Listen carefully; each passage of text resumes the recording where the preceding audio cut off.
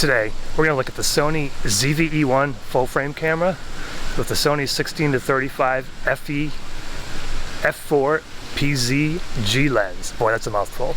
We'll see if it's any good for video. Let's go. What's up, everybody? Phil with Photo Gear Fun here today. Got a video for you with this Sony ZV-E1 and the lens that came out probably about a year or so ago. It's an f4, 16-35 f4G power zoom lens. On this windy day, hopefully the wind's not too distracting. Sounds coming from the D4 Duo. I'm going to show you with no stabilization like it is now, and then I'll take that same clip and Catalyst browse it, and you can see what Catalyst browse looks like. And I'm going to use a 10% crop as I get smacked by the tree. I'm going to use a 10% crop on Catalyst browse, so this is the Catalyst browse version. I'm going to go through the other modes, or at least active and dynamic, and we're going to see how well this does. You pay attention to the crop and the stabilization. So again, this was starting with no stabilization. We're at 16 millimeters and Catalyst browse, and now we're going to go ahead and switch over to active steady shot. Okay, here we are, active steady shot. We're at f4 as I mentioned, and I am shooting in aperture priority, and the exposure hopefully stays even. Hopefully those clouds stay in, but this is active stabilization, so you're getting a full view, or roughly, well, there's still a little crop, but not as much as you'll see with the dynamic. You can also, if you wanted to run this through Catalyst browse, you could as well, but then you're talking about the crop in camera and then the crop you apply for Catalyst browse. So if I'm going to use Catalyst browse, I'll usually just use the non-stabilized footage, and it looks just the same, looks pretty close to the same as this. But yeah, so this is active steady shot, and this is a standard profile, picture profile 1. I'm not doing anything crazy with the footage, just wanted to show you this. So next, let's look at the dynamic active mode, and then I'll show you the zoom range on this. Well, hello there, a little bit closer and a little more personal now. This is dynamic active stabilization, the best stabilization it can provide. In my testing with other lenses, and a little bit with this one, this is gimbal-like.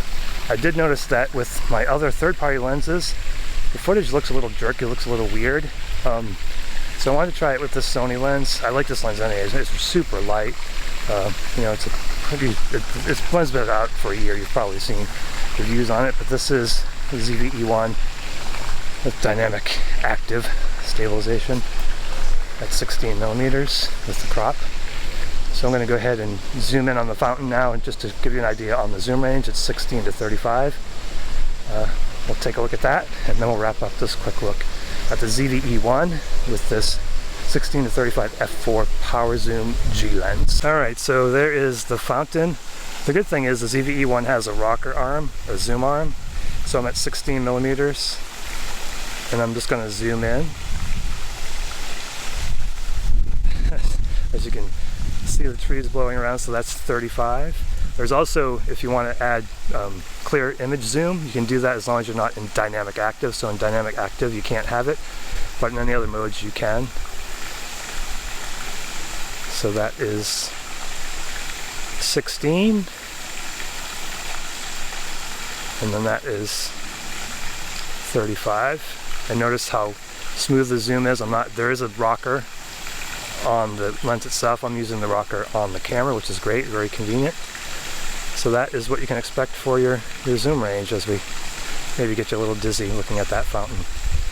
Alright, let's go ahead and wrap up this quick look. Alright, hope you enjoyed this first look. I'm just holding it by the lens, by the way. I don't have a tripod. Normally I might bring a mini tripod. I'm just holding this by the lens. Hope you enjoyed the video. Kind of showed you the different stabilization modes on this 16 to 35 f4. Showed you the zoom range. I'm going to use this quite a lot. I've got a camping channel. I'll link that camping channel up. If you want to see some camping videos and see what this will do, I'll start using this probably as my primary lens for my camping channel. If you found value in this video, you like this video, please give it a thumbs up. If you like this type of video, consider subscribing. If you like camping stuff, subscribe to my camping channel. Get out there and have your photo gear fun, and I will talk at you again in the next video. Thanks for watching.